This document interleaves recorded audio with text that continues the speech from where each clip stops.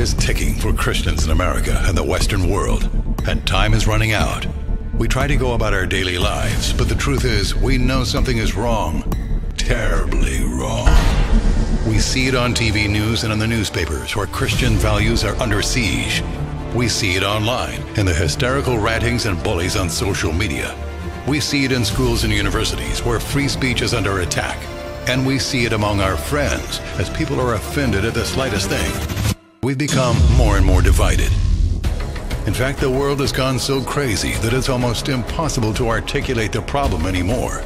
On the left, an unrelenting liberal onslaught attempts to silence Christians and obliterate America's founding principles. On the right, a growing number of radical Islamic warriors fight daily to overpower the truth of Jesus Christ as they scheme to cripple the freest nation on earth. Will America's Judeo-Christian heritage even survive? Luke wrote this in verses 26 through 29. As it was in the days of Noah, so will it be at the time of the coming of the Son of Man. He also wrote, as it was in the days of Lot, so will it be at the time of the coming of the Son of Man. Sodom and Gomorrah were two twin cities that were believed to be south of the Dead Sea. They were huge major cities, but they had a particular mindset, which is the same exact mindset of the group of people we call progressives in America. Yes, we can! American communists want to control your life by controlling your health care. You talk to the young Obama, you wanted a violent revolution in the United States. But your idea was more sophisticated. You get into the Democratic Party and you change things from within.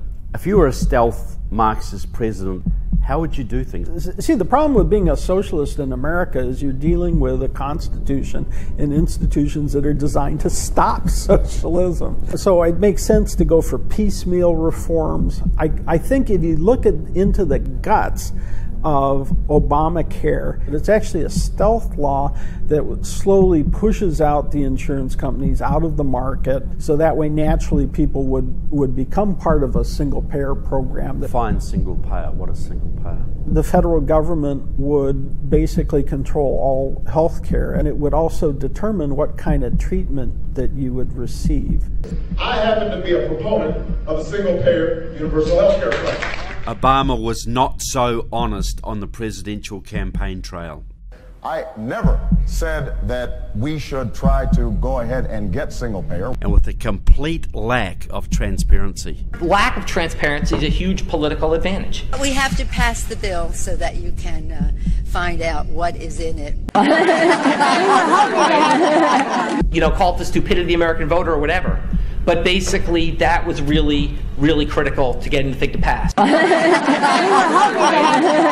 Gerald Friedman is an Amherst economics professor, DSA comrade, and big-time Obama fan.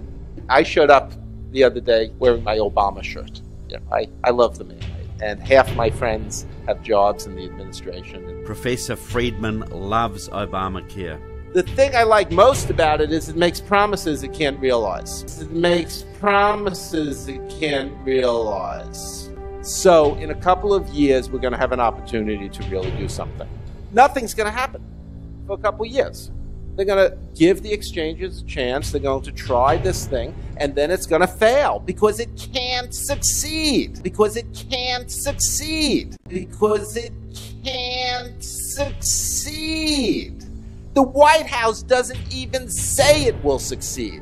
The uninsured are going to go up by the White House projections. I'm not making this up. This is what the White House says. When Obamacare fails, what comes next?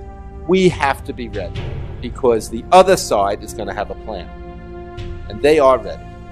We have to be ready with an effective plan, with a single payer plan that's going to cut administrative waste and expand services. Then will come the big leap into fully socialized healthcare. To make the change we need the big leap. And those big leaps happen only occasionally. A few times in history have we had the type of mass movement that forces the powers that be to make a giant change. These are called moments of madness. This will bring your healthcare under complete government control, as was intended all along. The very first thing that anybody does when they want to Marxify a land, Marxify a nation, the first thing you do is universal health care.